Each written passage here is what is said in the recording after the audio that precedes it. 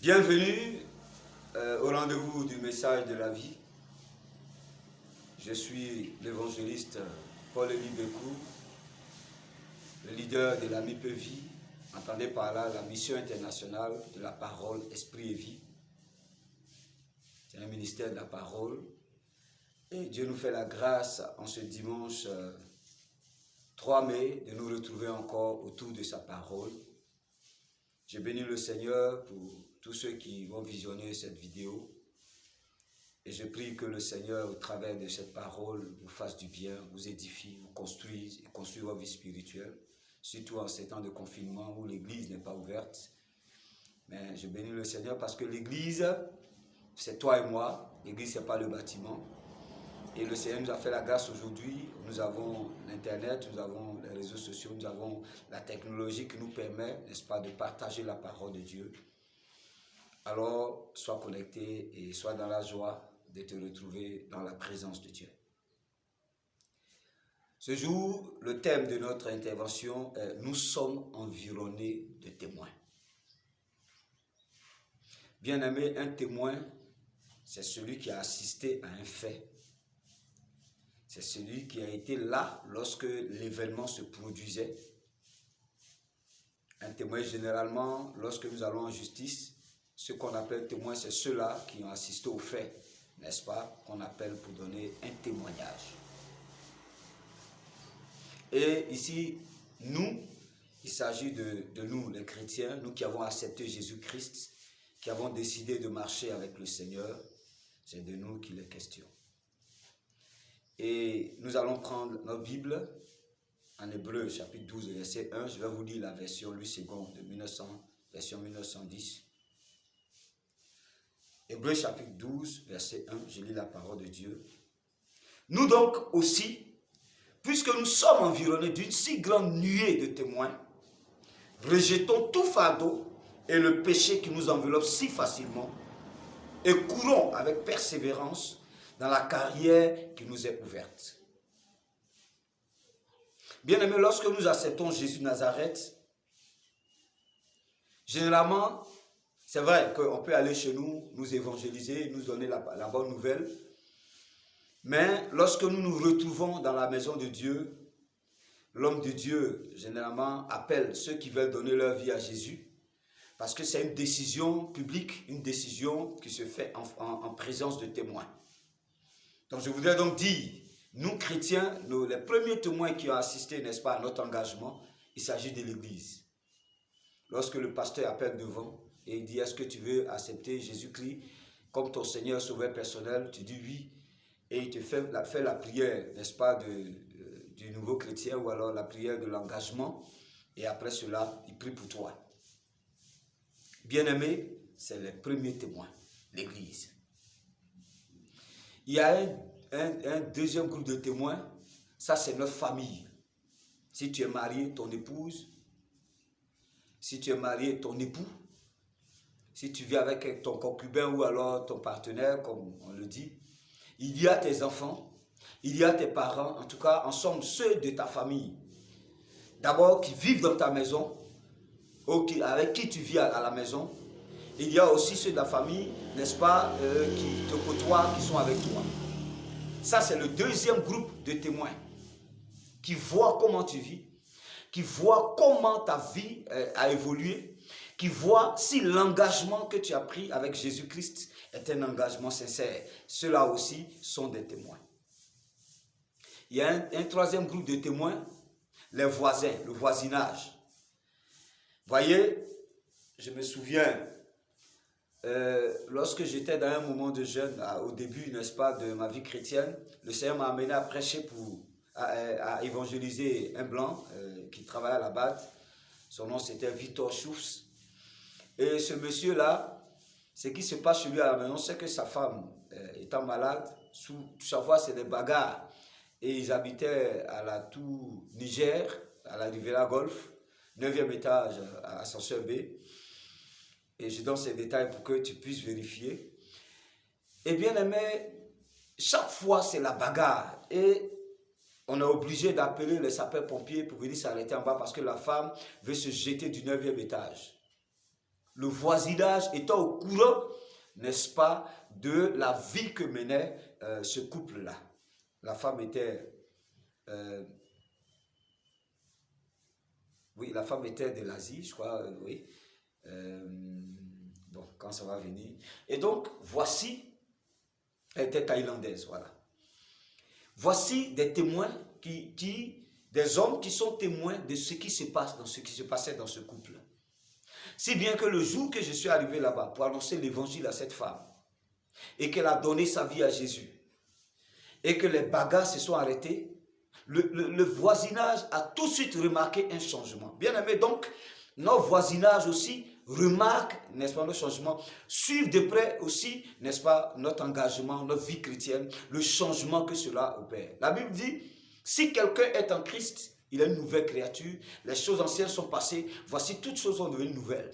Donc, ce changement de statut, ce changement de vie, ce changement de nature, peuvent être et doivent être remarqués par notre voisinage. C'est aussi des témoins.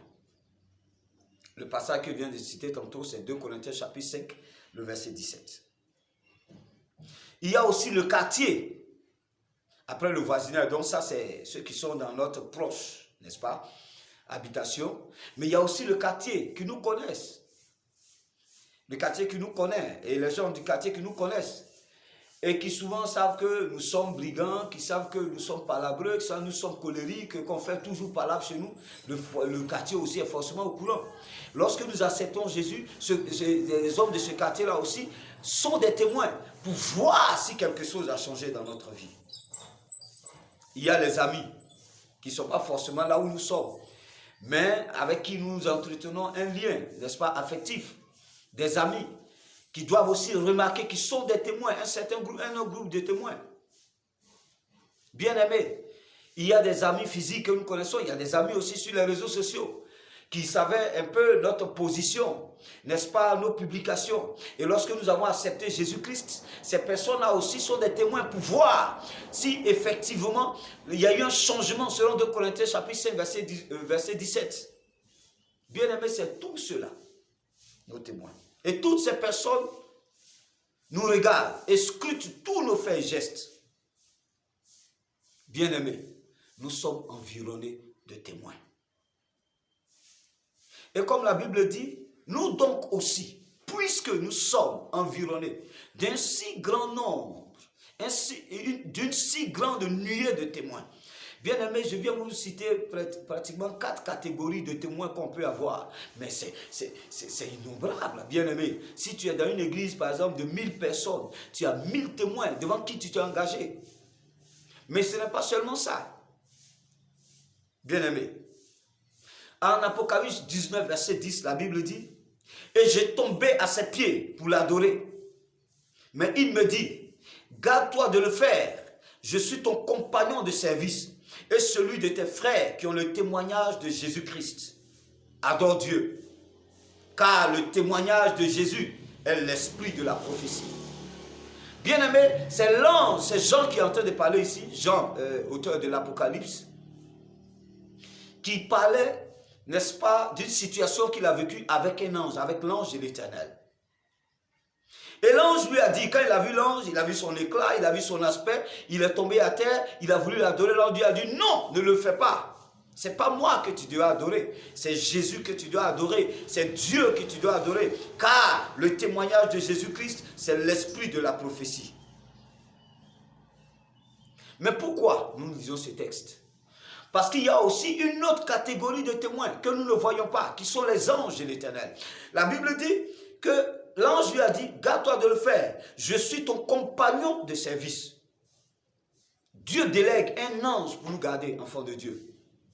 Et qui note tout ce que nous faisons, qui suit tout ce que nous faisons, et qui fait un rapport au Père.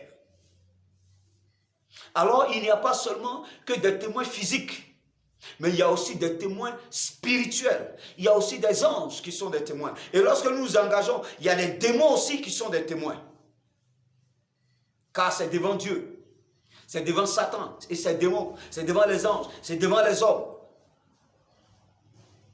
C'est un peu comme l'engagement du mariage. Quand on dit devant Dieu et devant Dieu, devant les hommes, Mais bien aimé, il y a un autre Dieu qui est là, qui se proclame Dieu, qui est Satan et ses démons. Il y a aussi ses anges qui sont des anges dessus, qu'on appelle des démons. Bien aimé, nous sommes environ de tous ces témoins qui nous voient, qui scrutent nos attitudes. Si bien qu'on peut se cacher du pasteur, on peut se cacher du quartier, on peut se cacher, n'est-ce pas, de l'église, on peut se cacher, n'est-ce pas, bien aimé, du voisinage, des parents. Mais on ne peut pas se cacher des anges, de l'ange qui a été commandité pour toi, qui est ton compagnon de service, comme le dit la parole. Lui, il voit tout. Partout où tu es, il te voit ce que tu fais en secret. Il te voit ce que tu fais dans la douche. Il voit ce que tu fais, n'est-ce pas, dans ta chambre. Il voit. Même dans le secret de ton cœur, la Bible dit que Dieu sonde le cœur et les reins. Il voit, il sent. Bien-aimés, nous sommes environnés d'innombrables témoins. Bien-aimés, quand quelqu'un est au fait de cette réalité, quand le chrétien connaît cette réalité et est au courant de cette réalité, mais bien entendu, cela devrait inspirer quelque chose dans notre vie. Cela devrait nous amener à prendre un certain nombre, n'est-ce pas, de dispositions, un certain nombre d'engagements pour notre vie, un certain nombre, n'est-ce pas, de changements dans notre comportement, bien-aimé. Alors ce matin, si nous sommes convaincus, et si nous voyons que nous sommes environnés d'innombrables témoins, alors il y a quelque chose à faire. Bien-aimé, dis avec moi, il y a quelque chose à faire. Il y a quelque chose à faire. Alors, si nous sommes conscients de cette réalité spirituelle et physique, bien-aimé, ce que cela devrait nous emmener à faire, c'est que nous devons marcher comme des personnes devant rendre compte de ces actes par rapport à la parole de Dieu, par rapport à notre confession de foi. Cela voudrait dire tout simplement, lorsque nous agissons, lorsque nous intervenons, lorsque nous actionnons, bien-aimés, nous devons tenir compte du fait qu'il y a des personnes qui scrutent nos attitudes, il y a des personnes qui nous suivent, qui nous regardent. Nous devons tenir compte de ces personnes-là. Le passage nous dit quoi?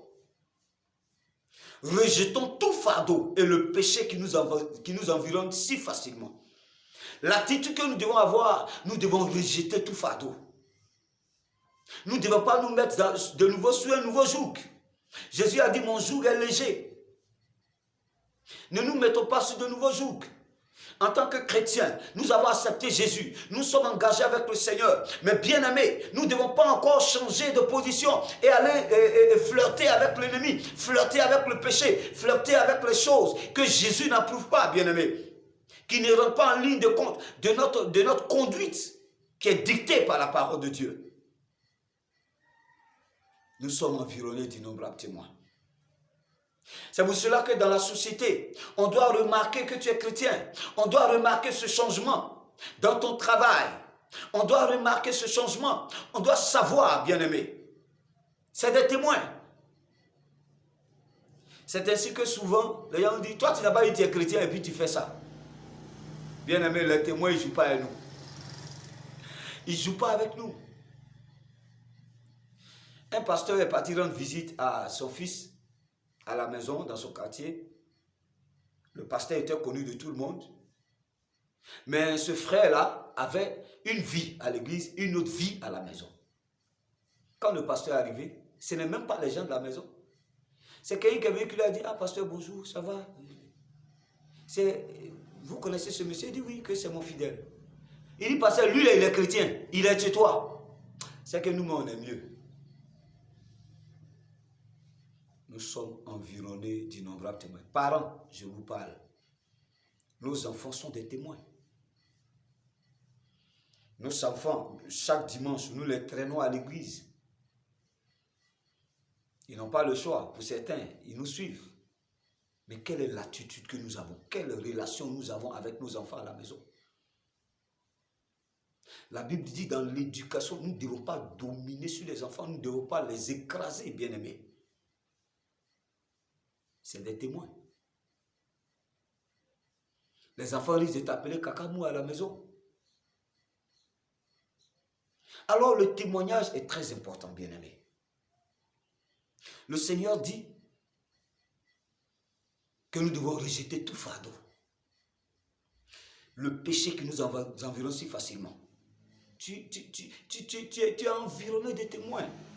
C'est vrai, avant que tu connaisses le Seigneur Jésus, tu partais dans des bistrots. Tu étais dans des situations bizarres. Même au niveau du travail, tu étais un grand kenneur. Tu étais dans des coulouches, n'est-ce pas, des dessous de table. Tu étais à fond dans la corruption.